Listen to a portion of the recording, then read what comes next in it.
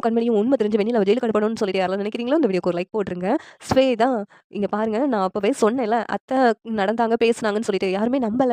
இப்ப பாருங்க, நான் அத வீடியோ எடுத்துட்டு வந்திருக்கேன். இப்ப பார்த்துட்டு எல்லாத்துக்கும் உண்மை தெரியும் அப்படின்னு சொல்லிட்டு, அந்த வீடியோவ எல்லார் முன்னாடியும் போட்டு காமிக்கிறாங்க. அத பார்த்ததும் எல்லாருக்குமே அதிர்ச்சி. அத்தை வந்து நல்லா பேசுறாங்க, நடக்குறாங்க அப்படின்ட்டு கண்மணி ஒரு பக்கம் அதிர்ச்சி ஆகுறாங்க. அன்புக்கும் அதிர்ச்சி. அம்மா எதுக்கு இந்த உண்மைய எல்லார்கிட்டயும் மறைக்கணும் அப்படின்னு சொல்லிட்டு, உடனேவும் கண்மணி வேகமா சிவகாமி கிட்ட போறாங்க. "அத்தை உங்க மேல நான் அளவு கடந்த நம்பிக்கை வச்சிருந்தேன். நீங்க எனக்கு எவ்வளவோ பண்ணியிருக்கீங்க. அந்த நன்றி கடனுக்காக நான் உங்கள பார்த்துக்கக்காக இங்க வந்தேன். ஆனாலும் நீங்க நடக்க முடியும், பேச முடியுங்கிறத என்கிட்ட இருந்து மறைச்சு, மறுபடியும் எனக்கு நம்பிக்கை துரோகம் பண்ணிட்டீங்களே அத்த. ஏன் அத்த இப்படியெல்லாம் பண்றீங்க? அன்பு கூட சேர்ந்து நான் இந்த வீட்லயே வாழ்ந்துருவேன் அப்படின்னு சொல்லிட்டு நினைச்சு தான் இப்படியெல்லாம் பண்றீங்களா? நீங்க இப்படி இருக்கிறதுனால உங்க பையன மன்னிச்சு ஏத்துக்கிட்டு உங்க பையன் கூடயே சேர்ந்து வாழ்ந்துருவேன்னு நீங்க நினைக்கிறீங்களா? அது கனவுலயும் நடக்காது அத்த.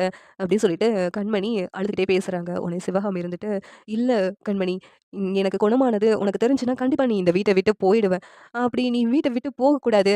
இங்கேயே இருக்கணும்னு சொல்லிட்டு தான் நான் இப்படியெல்லாம் பண்ணேன். அதுவும் காரணம் இருக்குது கண்மணி அப்படின்னு சிவகாமி சொல்றாங்க. என்ன அத்த காரணம்? உங்க பையன் கூட சேர்ந்து நான் வாழணும். அதுக்காக தானே இப்படி ஒரு ட்ராமா பண்ணிக்கிட்டு இருக்கீங்க?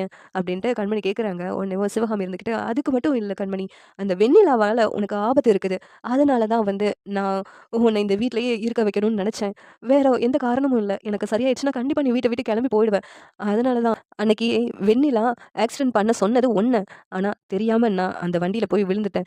நல்ல வேள இல்லன்னா உனக்கு ஏதாவது ஆயிருக்கும். இதெல்லாம் அந்த வெண்ணிலாவோட பிளான் தான் கண்மணி அப்டின்ட்டு சிவகாமி சொல்றாங்க. உடனே கண்மணி ஷாக் ஆகுறாங்க. "என்ன அத்த சொல்றீங்க?" அப்டின்ட்டு. "ஆமா, அந்த வெண்ணிலா பேசுனதெல்லாம் நான் கேட்டுக்கிட்டே பின்னாடியே போய்க்கிட்டு இருந்தேன். அப்ப நீ நல்ல வேள அந்த இடத்த விட்டு விலகி போயிட்ட. அங்க கொசு மருந்து அடிக்கிறவன் வந்ததுனால இடையில நான் அந்த வண்டியில போய் விழுந்துட்டேன்.